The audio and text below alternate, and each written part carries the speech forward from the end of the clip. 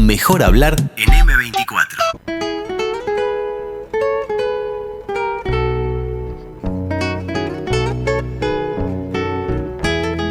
Nació en Florida en 1952, pero tempranamente pasó a vivir en Montevideo. Se recibió a los 16 años de técnico sanitario en UTU, lo que lo llevó a trabajar en la Compañía del Gas durante 47 años. En 1977 formó el reconocido dúo con Eduardo Larbanois. Desde entonces han editado más de 30 discos y compartido escenario con Pablo Milanés, Chico Huarque, Silvio Rodríguez, Alfredo Citarrosa, Soledad Bravo y Joan Manuel Serrat, entre otros tantos. Para conocer cuáles son sus proyectos hoy y cuánto cree que se ha visto afectado el sector cultural por los efectos de la pandemia, mejor hablar esta mañana con el cantautor Mario Carrero, una voz, aparte, no solo muy metida en la gente, sino que también muy familiarizada o muy familiar, ¿no? en esta casa que es M24. Bienvenido, Mario, buen día. Muy buenos días para todos, ¿cómo están? Muy bien, escuchándote y escuchando de fondo a Santa Marta. ¿Por qué? Le contamos a la gente, te propusimos cuando pactamos la entrevista y nuestra compañera Sofía Cortiz la empezó a trabajar, que eligieras 3 canciones que te tienen justamente como artista involucrado en ese proceso creativo. Y una de las 3 que elegiste justamente es Santa Marta. Vamos a hacer un poquito de silencio y la escuchamos un poco más antes de preguntarte.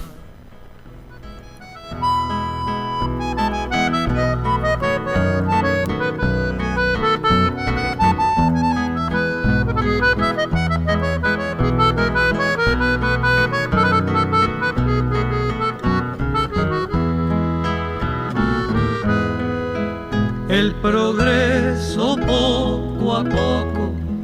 El progreso llegó a Santa Marta poco a poco. ¿Por qué está Santa Marta entre las 3 seleccionadas? Mira, es una canción que fue escrita, o sea, la escribí en el 2001, cuando empezaban a verse las primeras circunstancias originadas por los cambios tecnológicos y bueno, yo recién estaba oyéndolos a ustedes en la presentación cuando hablaban de una cuarta pastera y bueno, y que uno a veces mira por encima todas las cosas y se pierden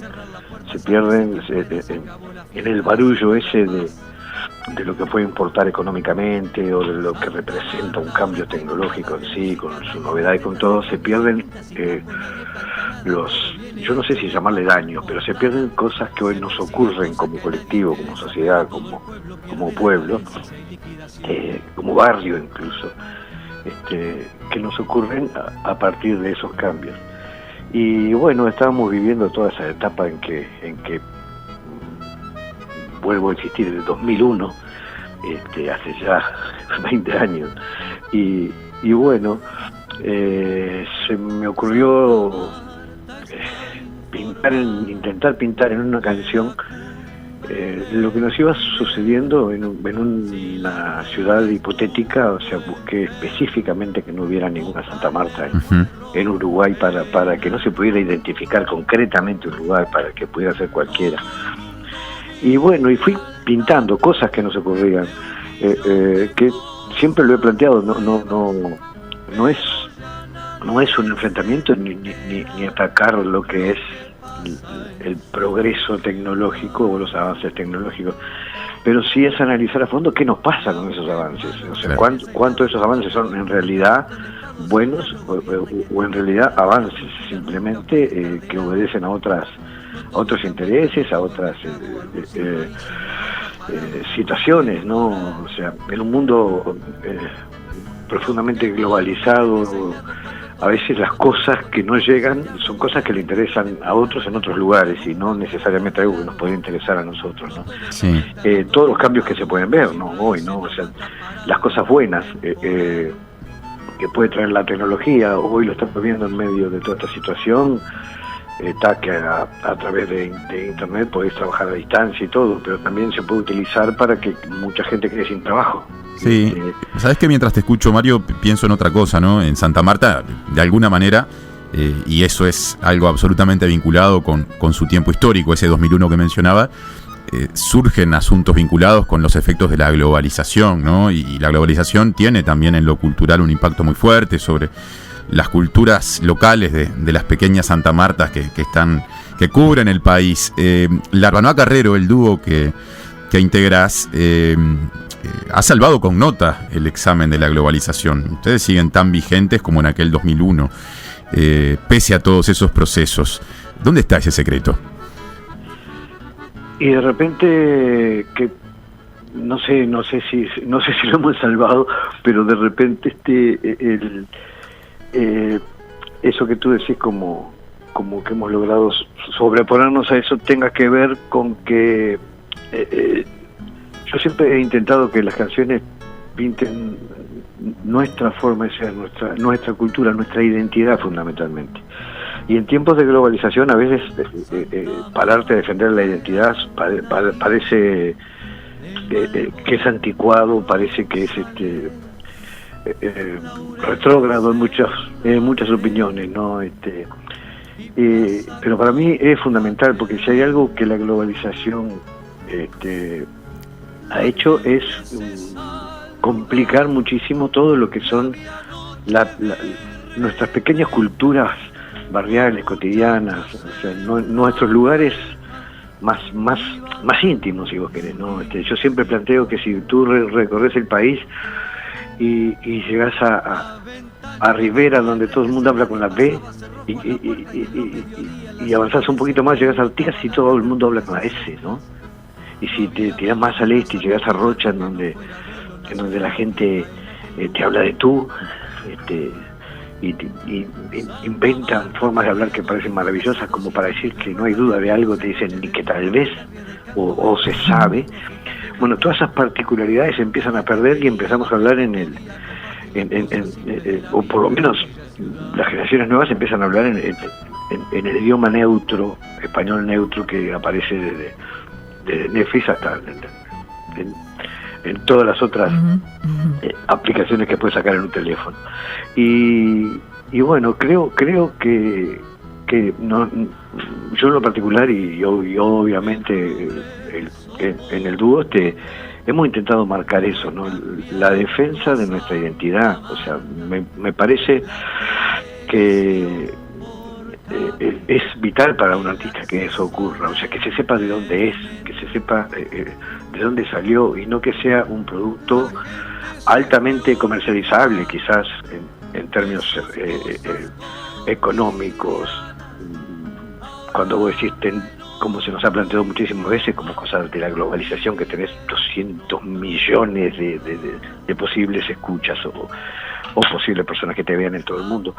Pero digo, cuando eso le pasa por encima a todo lo que son nuestras características particulares y regionales, se me pierde aquello que decía el maestro Rubén Lena, cuando hace muchísimos años, planteando qué era lo que se proponían hacer con las canciones nacidas en el río Olimar, con los olimareños, ¿no? Y en una comparación con todo lo que en ese momento se oía, que era prácticamente todo el folclore argentino, y el maestro Lena decía, ¿para qué le vamos a cantar a los paisajes de Catamarca o a la luna tucumana si nosotros tenemos paisajes y lunas acá en el Olimar? Vamos a cantarles a la nuestra, que es la única forma posible de trascender, ¿no? Y eso trasciende a todo. No es nuestra gastronomía, no es nuestra forma de entender el mundo, que va cambiando barrio a barrio y lugar a lugar. Creo que el dúo que se propuso desde sus inicios, recorrer el país de punta a punta, o sea, para mí es mucho más importante que se sepa que estuve tocando eso, que en la charqueada o en una escuela rural en la represa de India Muerta, que haber ido a tocar a Nueva York o a Moscú. Mario, pienso en Santa Marta hoy en día. Seguramente habría celulares, además de internet, Netflix, como dijiste. Estaría en pandemia, igual que todo el mundo. Y aprovecho un mensaje de una oyente en este sentido para hacerte una pregunta. Rosario te manda un abrazo y dice que se extraña mucho verlos tocar porque, bueno, los seguía a todos lados. ¿Se extraña el público en la pandemia? ¿Cómo has vivido estas circunstancias como músico, como trabajador de la música tan particulares? Se extraña muchísimo porque es el objetivo de todo artista, ¿no? El contacto con la gente. Más creo que los artistas de los con los cuales más me siento comprometido y más me siento influenciado, ¿no? Yo vengo de una generación de artistas que se metió mucho en las cosas de la gente, ¿no? Lo que hacemos, lo que intentamos hacer tiene que ver con el lugar de ese lugar del que salimos y por el que estamos cantando y contando nuestras cosas. Y se extraña cuando falta la gente, porque es nuestro alimento vital, fundamental, en todo sentido, ¿no? Obviamente que es el que te sostiene pagando entradas o comprando discos, pero también es el que te saluda, te reconoce, te abraza en cada festival, se saca fotos contigo, te cuenta de sus cosas. No, yo siempre recuerdo de miles de personas que vienen a saludarnos en un espectáculo y a veces son gurises y gurisas que se conocieron en un recital nuestro y vienen después con sus hijos ya grandes y que han ido acompañando, digamos, toda esta historia del dúo, ¿no? Pero además de extrañar muchísimo al público, ¿no? Extraño todo lo que significa una actuación de Largo Carrero en algún lugar, o sea, extraño a los compañeros músicos, a los técnicos, a los compañeros que nos llevan en las camionetas a cada lugar, a la gente que organiza en cada lugar los festivales, porque el Uruguay no es un lugar en donde haya grandes productoras haciendo cosas. Generalmente la gente que está haciendo los festivales y armando espectáculos es gente que le gusta también, que forma parte de ese proceso cultural. La gente que organiza un festival para una escuela en el interior o las comisiones mismas que hacen los festivales, ¿no? Yo siempre comento que, por ejemplo, hace muchísimos años Santiago Chalar nos llamó, o Carlos Paravis, o Santiago Chalar, como se le quiera llamar, y nos llamó hace muchos años, imagínense que el tiempo que hará, ¿no? Y nos llamó para decirnos que estaba pensando, junto con Santos Insaurralde, un poeta minuano como él, estaba pensando hacer un festival para apoyar al Hospital Vidal y Fuentes de Minas, y que era para juntar fondos, y nos dijo, miren, lo llamé a ustedes, llamé a los Zucará, llamé también no recuerdo exactamente cuáles eran los otros artistas, compañeros.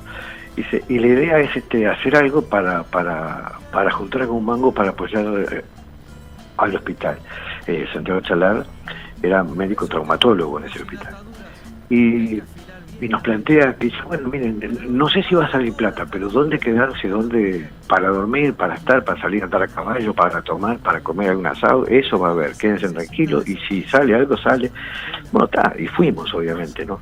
Y ese es, digamos, el origen genético, ese es el lugar donde nació el Festival Minas y Abril, que se siguió haciendo hasta que empezó la pandemia, y que año a año ayuda a generar arreglos, reformas, cosas necesarias para la gente en el Hospital Vidal y Fuentes. Sí, otra lista de esta problemática que quizá no se visualiza con tanta frecuencia. Claro, porque yo más allá de pretender pintar acá, o sea, lo que nos pasa a nosotros como artistas, que es grave, que es complicado, ¿no? Porque es tu trabajo, es de lo que vivís, es de lo que viven tus compañeros, ya te digo, y los que se ven menos, los que no firman autógrafos o no se sacan fotos, pero son vitales para nosotros, como los iluminadores, los técnicos, los sonidistas, los compañeros nuestros que arman y nos afinan las guitarras para que vayamos a cantar, y los que nos llevan, ¿no? Como te decía recién. Más allá de eso, lo que está también impedido de realizarse es el acto artístico, ¿no? Que es un factor determinante, ¿no? Porque no hay arte sin público y no hay público sin arte, ambos se nutren entre sí, ¿no? Y cuando por cualquier razón o circunstancia los artistas no pueden ejercer su tarea sobre un escenario, también se está cortando la posibilidad de que el público participe. Claro. Y es de ida y vuelta, porque las canciones nacen del público, nacen de lo que vemos, de lo que sentimos, de lo que nos cuentan. Cuando ese hecho cultural no se logra, la sociedad toda se va empobreciendo. Y lo malo es que no nos damos cuenta de eso. Bien. Porque de alguna manera cuando cuando me han preguntado esto siempre digo, cuando vos tenés sed, cuando te falta agua, o sea, todo el cuerpo te indica que te está faltando. Cuando tenés hambre también te pasan cosas a nivel físico. Cuando te estás enfermo, o sea, obviamente tenés fiebre, tenés escalofríos, te ocurren cosas, pero cuando nos está faltando cultura como colectivo, como sociedad sobre la tierra creadora, no hay muchos indicadores y nos vamos empobreciendo mucho, y lo más grave es que no nos damos cuenta de eso. Mientras te escuchamos, Mario, escuchamos de fondo otra de las canciones que elegiste. Vamos a escucharla un poquito.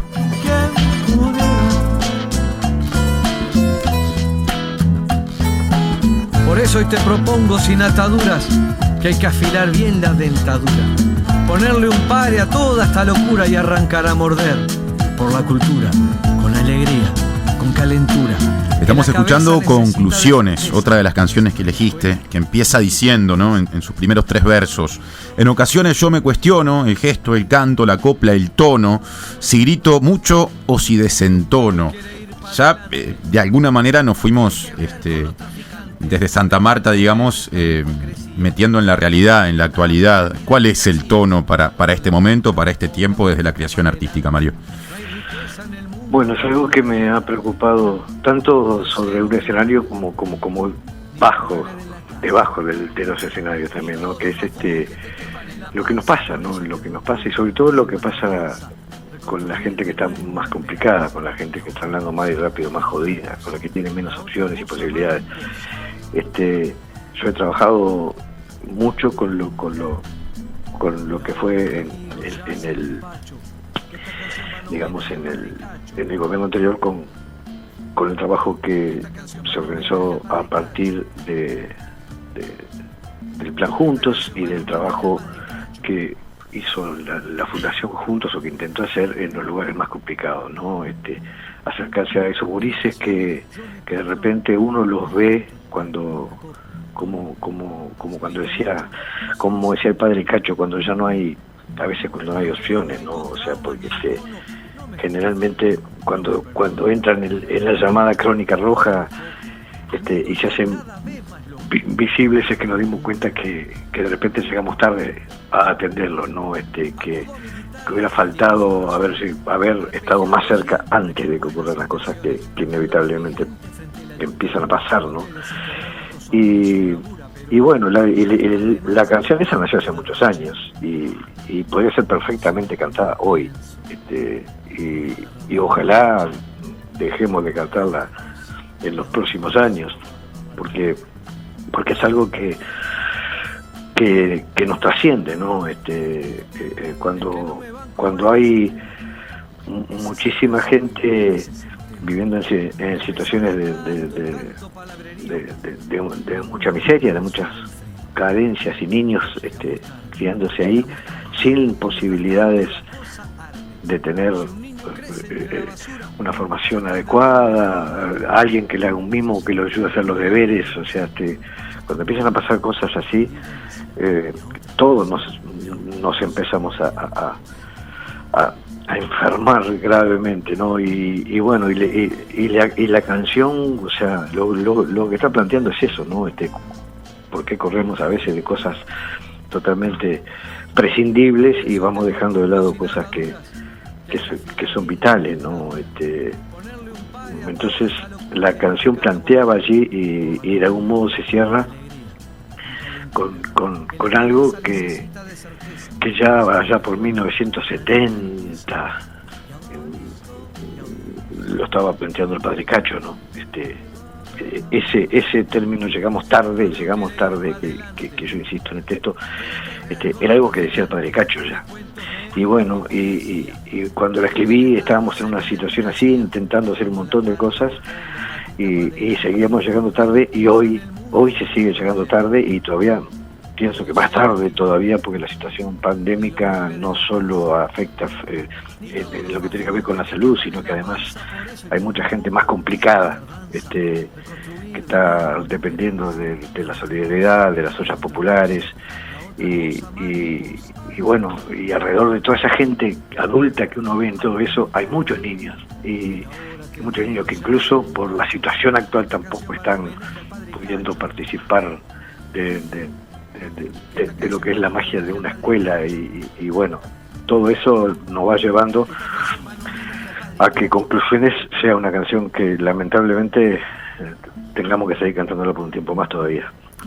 Mario, invitamos a la gente a escuchar la tercera canción que seleccionaste, Crónicas de la Soledad. A ver si la tenemos por ahí, Vichy.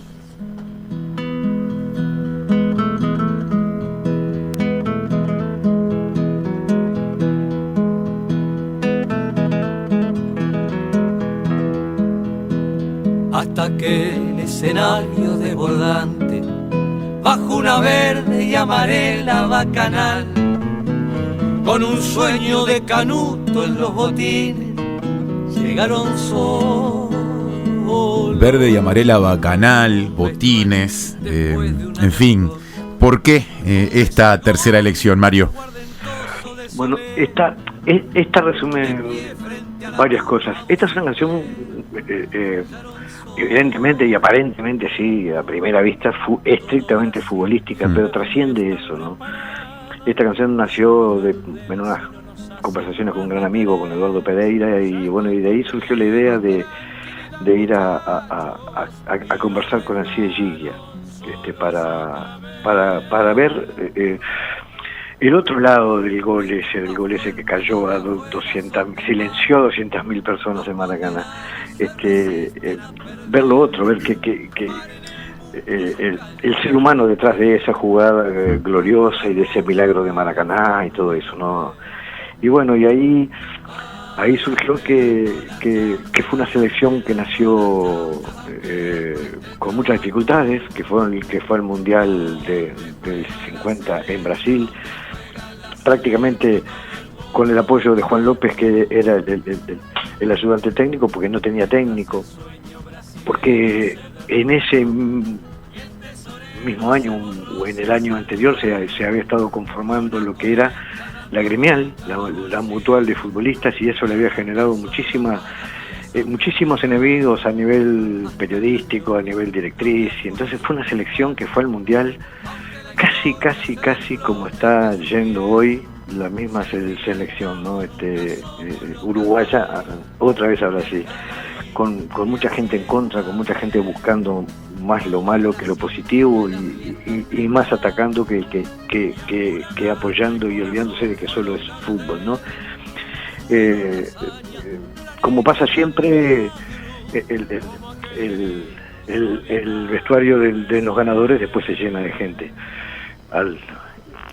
en lo contrario del de los que pierden, pero esa selección así partió totalmente sola, y a tal punto que la final la jugó sin los dirigentes presentes. Ya habían vuelto a Montevideo, ya habían estado planteando que bueno, que perdiendo por 2 o 3 goles nomás ya están cumplidos, y bueno, mucha agua corrió bajo los puentes después, y hoy estamos en una situación bastante parecida. Hay como una epidemia de atacar al proceso que se generó hace muchos años con el maestro Tavares. Aparecen de abajo de las piedras críticos que hasta hace poco no no decían nada y ahora no sé, les vino como una cosa de atacar a la selección y atacar a los jugadores y fundamentalmente al maestro Tavares. Y bueno, la elegí por eso, ¿no? Porque a veces tenemos poca memoria y me parece vital que el arte se plantee el defender la memoria, ¿no? Me parece que a veces somos muy permeables al exitismo o a otras cosas que no tienen nada que ver con lo concreto allí, ¿no? Podía transmitirlo, podía, digamos, hacer un paralelo exactamente con lo que está ocurriendo con el Gach hoy, ¿no? Que pasaron de ser fundamentales hace un año y pico atrás, a bueno, a que sí, dejen un número que cualquier cosa lo llamamos. Y eso me parece que es muy malo que eso ocurra, porque primero tanto esos futbolistas son futbolistas que salen de nuestro propio pueblo y andan ahí y tendrán más o menos posibilidades, pero son lo que podemos hacer y lo que somos nosotros hoy, ¿no? Artísticamente, futbolísticamente, culturalmente. Y con el Gach ocurre exactamente lo mismo, o sea, no es ningún invento, o sea, son científicos que se vienen formando desde hace muchísimo tiempo, que la pandemia nos hizo visibles, pero que están y que han sido fundamentales incluso para abrirle de repente los ojos a mucha gurizada que de repente ve en la ciencia una cuestión por la cual trabajar y por la cual aprender o dedicarse a eso. Entonces elegí la canción porque la canción trasciende el fútbol, ¿no? Y bueno, intentaba cerrar ahí con una cosa media traída de los pelos quizás, pero a veces yo me entiendo más de lo que de lo que pretendo que me entiendan los demás. Se entendió la memoria entendida de forma más genérica, no solamente vinculada al fútbol. Mario, nos llegan muchísimos mensajes de oyentes, bueno, mandándote saludos, cariños, incluso hasta fotos. Osvaldo nos manda una foto, dice que es del año 97, estima que es del año 97, bueno, junto a ti, junto también a Larbanois, así que queremos transmitirte un poco de esas muestras de afecto y consultarte para ir cerrando ya esta entrevista. ¿Qué proyectos tiene también el dúo? ¿En qué andan? Bueno, el dúo tenía previsto cuando ocurrió todo este desastre universal, tenía previsto una serie de presentaciones en la sala Adelarreta, que bueno, que quedaron postergadas en el tiempo, y además nuestra permanente visita a cada lugar de nuestro país, a cada posibilidad en la que podamos compartir con esa gente que de repente está llamando ahora, muchos de ellos, y a los que les agradezco enormemente. Se les extraña mucho, porque son la razón de ser de los artistas, ¿no? Y yo quiero insistir muchísimo con esto, en mi visión de lo que es un artista. La gente es fundamental, es absolutamente fundamental. Poder sentir, como nos ha ocurrido montones de veces, que llegas a lugares en los que hay gente que se saca fotos, que viene, que te abraza. O sea, cuando el dúo arrancó, para sacar una foto había que andar con unas cámaras impresionantes y no era posible, y revelar después, revelar las fotos después, y era como complicado. Pero hoy andamos en fotos por todos lados, por las maravillas de la tecnología, que cuando tiene cosas buenas son cosas buenas. Y bueno, siento como esa necesidad de poder volver a hacerlo, y ese es el proyecto fundamental, ¿no? Poder superar como pueblo esta circunstancia, como humanidad más bien, ¿no? Pero fundamentalmente acá, trayéndolo a nuestro país, esta circunstancia jodida que tiene muchísimos muertos por día, y que eso me duele muchísimo. Un muerto solo ya es una cosa complicada, porque es una familia que queda maltrecha, que uno se pierde, digamos, en el número estadístico y frío, que hay gente, familias, situaciones que hay que seguir después de eso.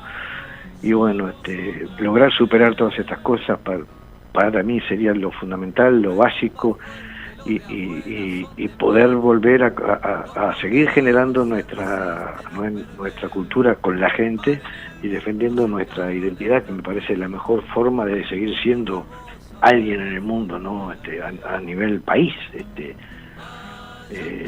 Por algo el mate, el dulce de leche, el ta, los asados de tira y hechos de repente hasta con la tabla de encofrado de obra, son una señal que no se encuentra en otros lados. Y bueno, yo quiero que con las canciones pase eso, que como país nos pase eso, que podamos seguir compitiendo a nivel mundial y que bueno, y que sigamos encontrando gente como el maestro Tavares o como el Gach, que sigan poniendo a Uruguay al tope en el universo. Mario Carrero, muchísimas gracias por estar con nosotros en M24 el día de hoy. Hasta la próxima. Muchísimas gracias a ustedes, un placer, un abrazo enorme para toda la gente. 97.9